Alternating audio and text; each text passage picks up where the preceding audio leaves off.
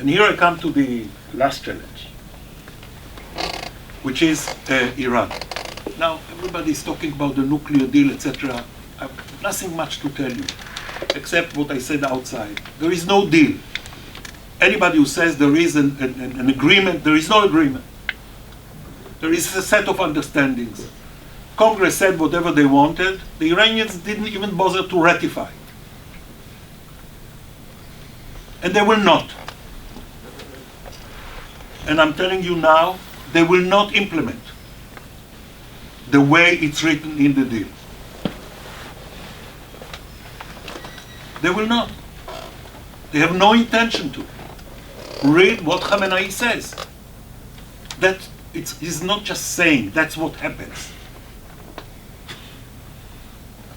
The Iranians are now busy trying to save Assad because he was about to be toppled. I think without the Russian intervention, it would have taken a few months, no more. And it would happen in a bang. Not a process, but at one point, it explodes. The Iranians have a strategy. So it's now to keep Assad, and they are willing to sacrifice Hezbollah, and they have lost already between 15 and 20 Iranian generals helping the battle to conduct the battles in Syria. But the Iranians have something which gets very close to the Russian perception of a new Russian-sponsored, what I call Baghdad Pact. They don't call it like this. The Iranians want one thing, a land corridor between Iran and the Israeli border, between Iran and the Mediterranean. That's what they're after. Anybody, if people are interested in it, can give you privately the link. Anybody who thinks that Iranian talk about the extermination, annihilation, destruction of the state of Israel is mere talk is wrong. There is some strategic, not planning, I wouldn't say planning at this stage. There is a strategic concept behind it, strategic idea. And that's the land corridor. Excuse me, just hold. And what is the land corridor?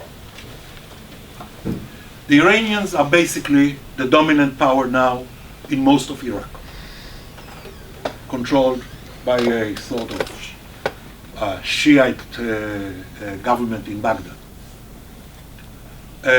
They have raised in Iraq what they call the Popular Mobilization Forces, Shiites, militias, trained by the Iranians, mainly under a fellow by the name of Abu Mahdi al-Muhandis, that we know for years. They have raised over 100,000 Shiite fighters. The Iraqi army does not really exist.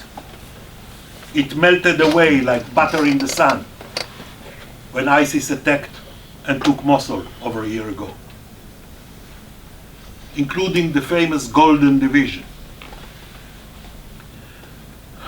What they want now, and they are not in a hurry, but the plan is for them to take over Western Iraq. We don't have a map here, but if you that's where they were lobbying. Saddam was lobbying the Scud missiles against Israel during the '91 Gulf War.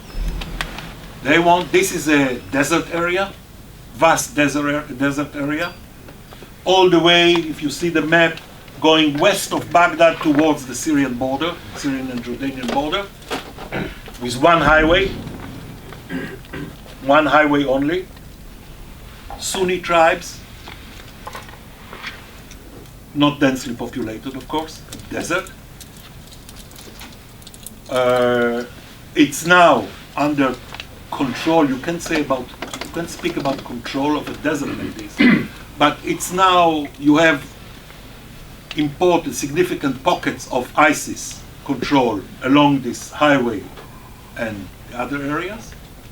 And the Iranians think that it's possible for their militias to take over this region and link up with Syria, with Assad forces on the Euphrates River on the other side.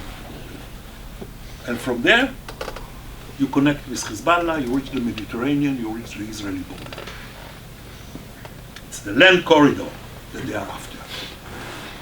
The land corridor will allow them to move supplies, to move forces whenever they are ready. They are not ready now. To move forces. It will create a contiguous theater of operation for them.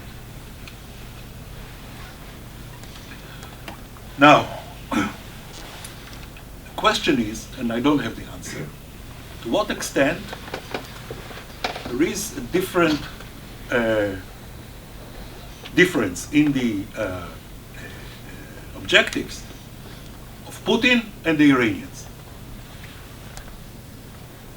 Is Putin willing to allow or even assist an Iranian effort to obtain this? It's a major issue, nobody talks about it. And I think from a military point of view, it's doable for the Iranians. Not this year, maybe not next year, but it's doable. We're talking about an area which is, I don't know, 50% bigger than the Sinai Peninsula. The IDF conquered the Sinai Peninsula in '67, in 4 days.